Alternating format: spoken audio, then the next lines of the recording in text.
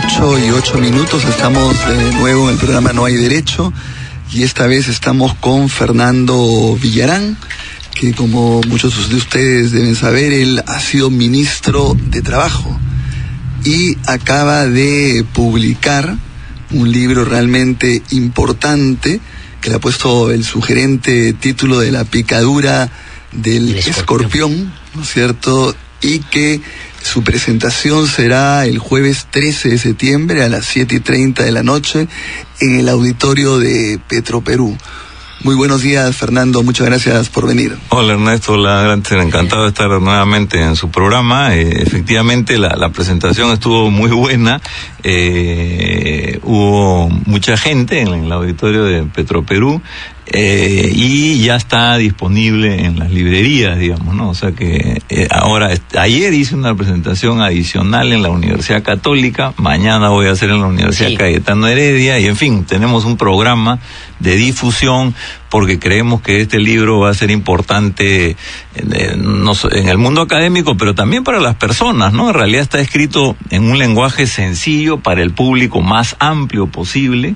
Los 2 primeros capítulos son historias, ¿no es cierto? Y entonces, bueno, estamos acá para ponernos un poco a ver cuáles son las inquietudes, ¿no? De ustedes al respecto. Bueno, yo comenzaría preguntándote por algo que yo ya sé porque he revisado el libro y la nota que has sacado, pero explícanos el título, ¿no es cierto? Que es lo primero que te debe haber preguntado. Claro, este cuento que en realidad algunos dicen que es una fábula de Esopo, pero yo no estoy seguro, por eso digo, es un cuento de ahí está la rana y el escorpión en una isla, en un río, en medio de un río, y el río comienza a crecer, y es evidente que va a tapar la isla. Entonces el escorpión, que no sabe nadar, le pide: rana, por favor, ayúdame, sálvame, llévame a la otra orilla. Por supuesto, la rana inicialmente dije: no, oye, estás loco, me vas a picar. No, te prometo por todos los santos, sálvame, no seas mala, vas a dejarme morir, etcétera. Total, la convence, la rana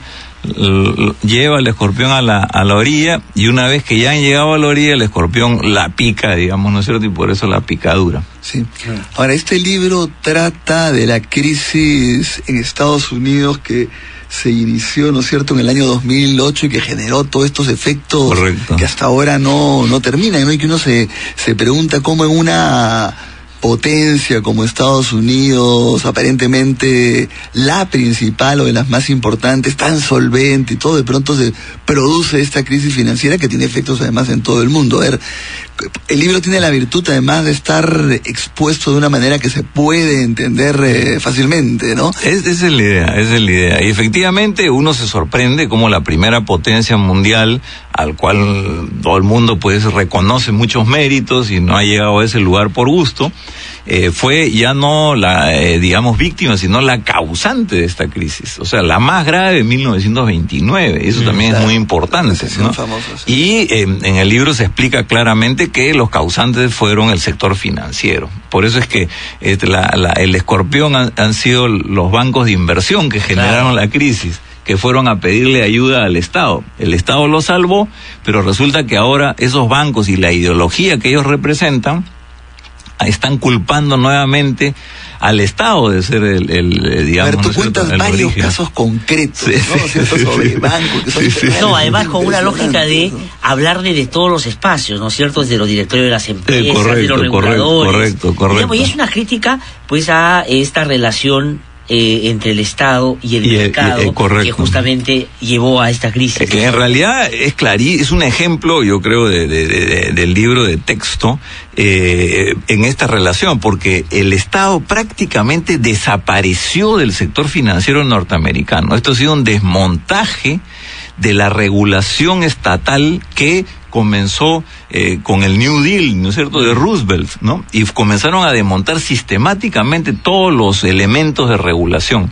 Inclusive pusieron en el Banco Central de Reserva Alan Greenspan, que es un pues neoliberal 100%, que él decía, yo para qué voy a regular a estos bancos si ellos saben perfectamente lo que hacen, ¿no es cierto? Y son muy listos, ganan mucha plata, entonces yo lo único que tengo que hacer es acompañarlos, ¿no es cierto? Y esa es la fuente del asunto, por eso acá no solamente están en juego, digamos, actitudes de los bancos, ¿no?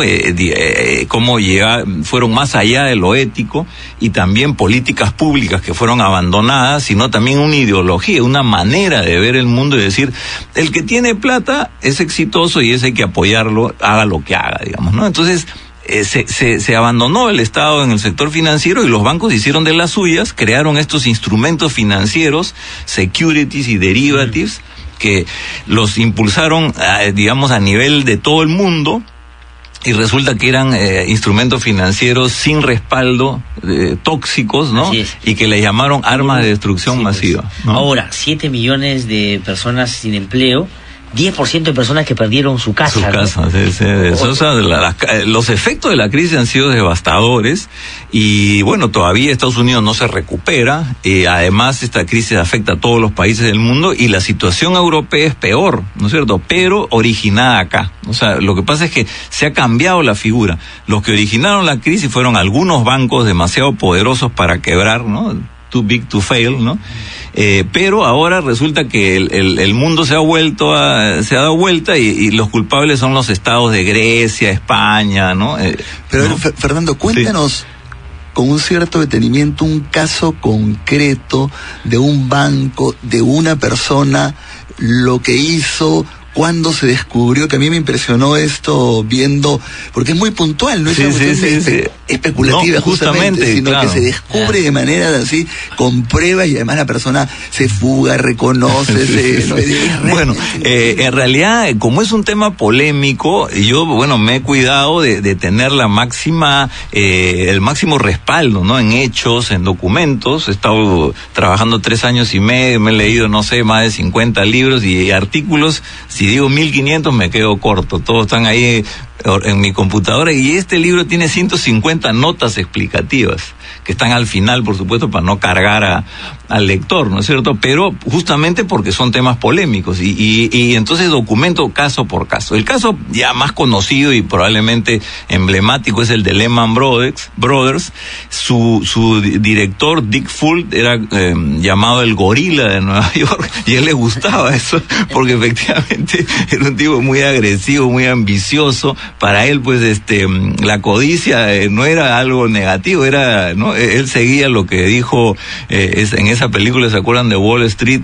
Gordon Gekko, ¿no? Que estaba interpretado por este actor, bueno, el actor conocido que decía greed is good, ¿no es cierto? La codicia es buena, ¿no? Y efectivamente él creó estos instrumentos financieros que tenían, digamos, fallas de diseño básico, ¿no? Que no estaban basadas en hipotecas mal dadas, ¿no? Por eso se habló de las hipotecas subprime, ¿no es cierto? O de baja calidad.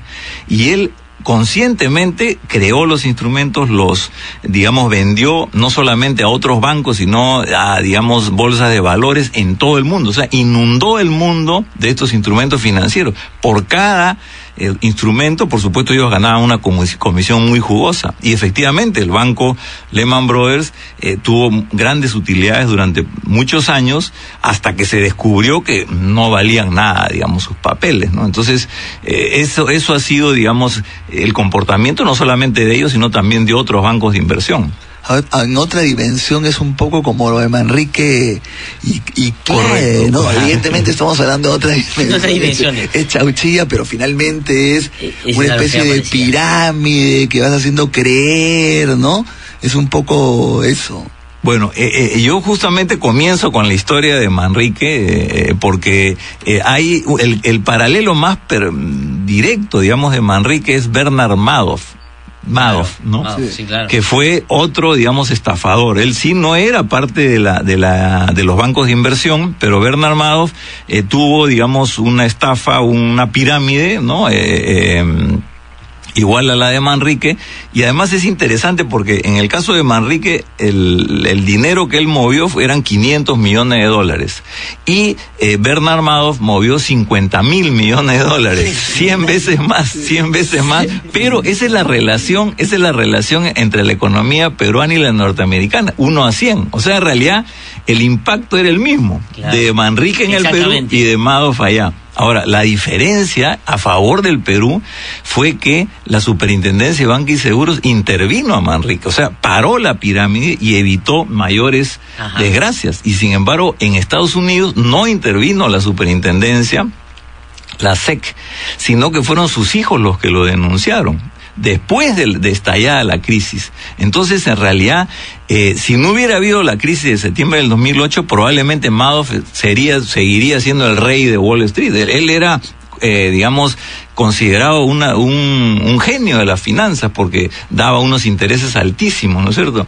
Y a pesar de que le hicieron varias denuncias, la Superintendencia de Nueva York nunca las acogió, hizo algunas investigaciones muy por encima, y ahí un poco se comprueba nuevamente esta idea de que la ideología era la que dominaba, que yo creo que todavía sigue dominando esta ideología neoliberal. Si tienes plata y si eres millonario, es suficiente justificación para lo que haces. Lo que haces debe estar bien, digamos, ¿no es cierto? O sea, ¿para qué te metes? No, es un asunto privado. Exacto, ¿no? Incluso le hacían las encuestas a los ahorristas o inversionistas de Madoff y le decían, ¿y usted tiene alguna queja? No, al contrario, estoy feliz porque me está dando 15% de interés anual, que en Estados Unidos es un montón. Claro. Es decir, había ahí una ganancia que era distinta a la que te daba el sistema bancario habitual, y finalmente la gente estaba contenta. Claro, pues, toda la gente estaba contenta. Sí, claro. Los que pagaban el pato eran los nuevos inversionistas, ¿no es cierto? Pero los primeros, la primera generación de inversionistas sí se beneficiaron.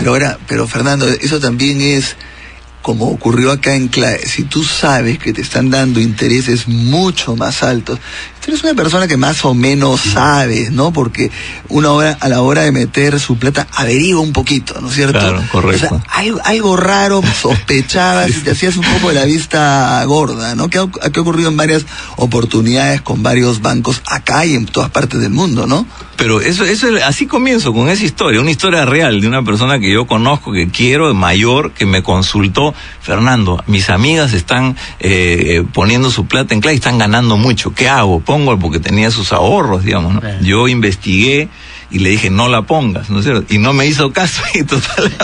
Pero en Estados Unidos estamos hablando pues de gente que tiene millones de dólares y que decide ponerlo en Steven Spielberg, o sea, debe ser uno de los hombres más inteligentes del planeta, por lo menos creativo, ¿no es cierto? Que yo admiro, sus películas son una maravilla. Puso no sé cuánto, no se sabe además cuántos millones de dólares puso, ¿no? Y convenció a su colega, a Pedro Almodóvar, también para poner plata. Los efectos especiales del